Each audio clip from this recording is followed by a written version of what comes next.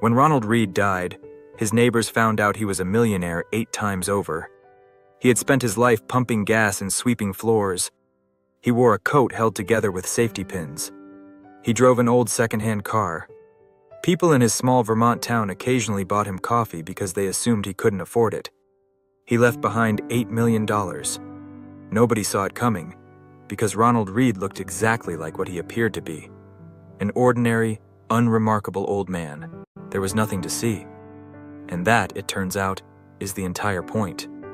Here's something almost nobody understands about real wealth. It is boring to look at. It doesn't sparkle. It doesn't announce itself. The wealthiest people you will ever pass on the street will look completely ordinary. Not because they're hiding, but because real wealth simply doesn't look like anything. Meanwhile, the things that look the most rich, the flashy cars, the loud logos, the constant display, are very often signs of the opposite.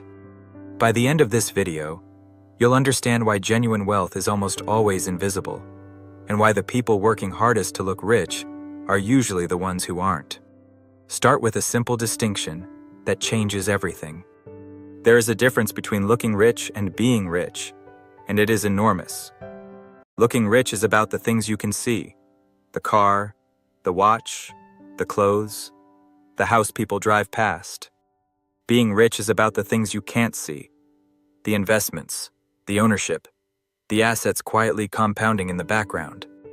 And here's the trap. Every dollar spent on looking rich is a dollar that can't be used for being rich. They pull in opposite directions. The money that goes into the visible display is money that leaves the invisible pile that actually makes you wealthy. This is why real wealth looks boring. Wealth, by definition, is the money you did not spend. It's the restraint, not the display. A large investment account looks like nothing. A paid-off home looks like nothing. Ownership of a quiet business looks like nothing. The wealth is real. It's just not visible, because visibility costs money, and the wealthy chose to keep the money instead. Ronald Reed's $8 million looked like nothing because it was sitting in stocks, growing for decades, instead of being worn on his wrist or parked in his driveway. But if real wealth is invisible, then what's all that visible wealth we see everywhere? The flashy cars, the designer everything? The answer is uncomfortable, and once you understand it, you'll never read those signals the same way again.